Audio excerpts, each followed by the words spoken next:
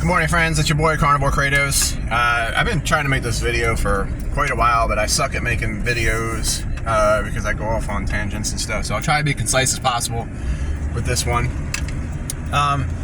So a lot of my posts are attacking veganism and plant-based and all that kind of stuff. And I do have friends who are vegetarian, as I call them. And by and large, when I run into a vegan, they get blocked. Because probably the vast majority, I don't even know what percentage I would say it is. Hang on, let me put my seatbelt on so the road pirates don't pull me over. So most of them are just militant, self-loathing, miserable people. They hate themselves, and they want to project their self-hatred onto you by claiming moral superiority for not consuming animal flesh, even though their lifestyle leads to exponentially more animal death than meat eaters, especially beef and large livestock eaters like ruminants. One cow feeds a family for a whole year, just exponentially more animals are killed in vegetable monocropping. So, but a lot of them that I still treat with are just like, I don't care what you eat whatever you want. I'm going to eat vegetarian or vegan, and you can eat meat, and I don't really care. Why is it such a big deal to you? And I'll tell you why. And I usually talk about this, but I want to make sure it's very, very clear. At the elite level, at the establishment level, never mind the useful idiots who believe this garbage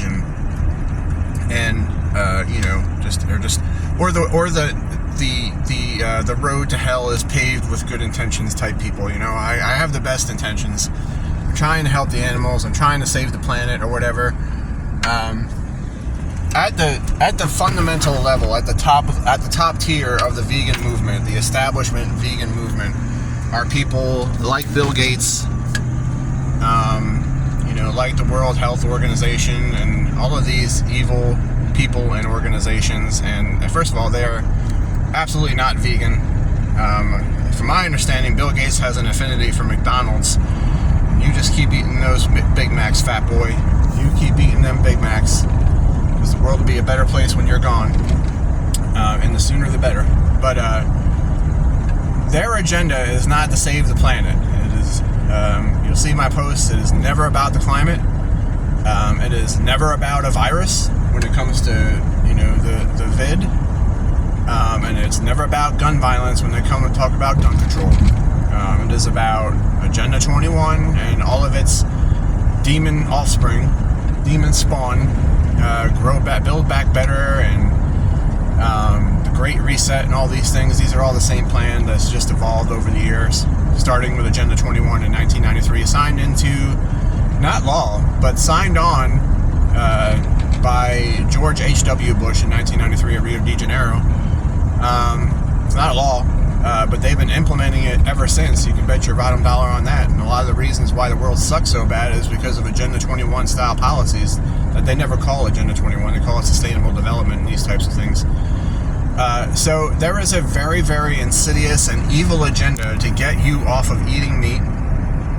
And the reason is that eating meat heals you and makes you the most proper, optimal human. And they don't want that. They don't want clear-thinking human beings. They don't want healthy human beings.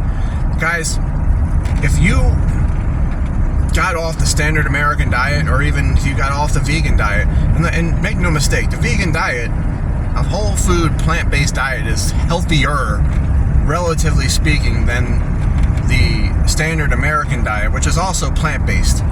I always laugh at these vegans when they call a McDonald's value meal carnist. There's like a little quarter pounder of beef in it, and the entire rest of the meal is all plant. But the vast majority of the calories are plants. You got the seed oils that the fries are cooked in. You got the fries themselves, and French fries cooked in seed oil is about the most unhealthy thing you can eat. The bun, which is all refined carbs and sugar and garbage, high fructose corn syrup, and then the ketchup full of sugar, the soda, loaded with high fructose corn syrup. It is all plant-based. The standard American diet is plant-based for sure. There's meat in it, but you're eating, the majority of your calories are coming from plants. Irrefutable.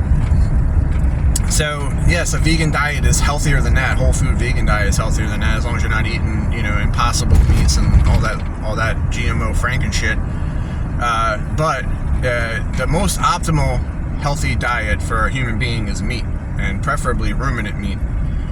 Red meat like beef and bison and lamb and elk and deer and all this. That is the most nutrient-dense food on the planet. The most nutrient-dense, bioavailable food on the planet. So they don't want, and eating meat is what made us human.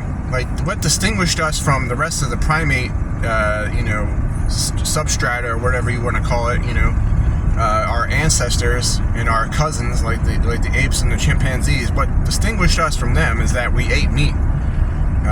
Very likely we started off as scavengers, because our stomach pH is the lowest, the most acidic in the entire animal kingdom, along with hyenas and vultures. So we probably started off scavenging meat, and then later on learned to hunt with tools and weapons. And that's where vegans get it wrong, because our teeth look kind of like an herbivore's teeth, more than a pure carnivore's teeth. But we didn't physically hunt down our prey and take it down and eat it while it was alive. We used tools to kill it, and we used tools to carve up its meat and its bones and everything to eat. We don't have exceptionally defined canines like, say, a lion does, but we're still carnivores. Our digestive system is carnivoric, and we're most optimal on meat. There's just no doubt about it. So they don't want us eating meat. They want us sick, and they want us dependent on pharmaceutical drugs and vaccines, and they don't want us to be able to think clearly. They don't want us to be human.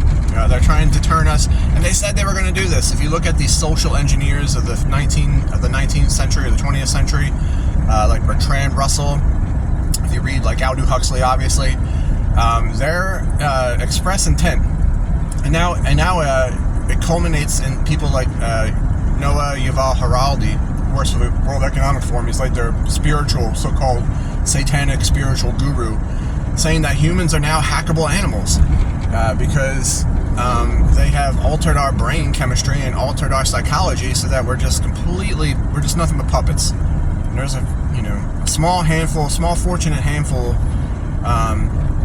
who, as Henry Bergeron said, we're just born with stronger spiritual immune systems, and I don't know why, but I'm thankful. And it certainly has helped me since I have gotten off the standard American death diet and started eating more and more meat and less plants, until now I'm full carnivore. So that's the reason that I oppose the vegan agenda so vehemently. It's not just a lifestyle choice. It's not just, eat whatever you want. I choose to eat plants and you choose to eat meat. It's fine. I mean, I wish it were that innocent. I wish the vegan mindset were that innocent. You've been lied to. You've been fooled. You are not bettering your health. You are not bettering the environment. You are not doing anything to help the animals. And the polar opposite of that is true. You are destroying your health, you are destroying the environment, and you are killing far more animals in a useless way. I mean, when the farmers kill animals, they just die and rot in the field. At least when we kill an animal, we eat it. We utilize its bone, its meat, and its fat, and its flesh, and its bones, and its skin, and whatnot. The farmers, when they kill these animals to grow your plants, they just rot in the field, whether it's by the plow or whether they're poisoned or shot trying to eat the plants once they're planted and they're growing. They got to protect those plants from being eaten so you can eat it. So the whole vegan agenda is an inversion. And where else do you hear inversion from Satanists? They invert reality, they invert morality, they invert everything that is good and beautiful and turn it into evil and ugly. And that's what it is. That's what it is. And you can make all the excuses you want and all the mental gymnastics that you want. And these people who say that it's against the natural law to harm another sentient being, I'm sorry, but the universe, reality, this existence requires, as payment for your existence, for your life, the suffering and death of others. There's no other way to do it. And plants are just as sentient and do not want to be eaten and feel pain and cry out. You don't hear it, just because they're not as animated in their pain as the animal is as it's being killed and eaten.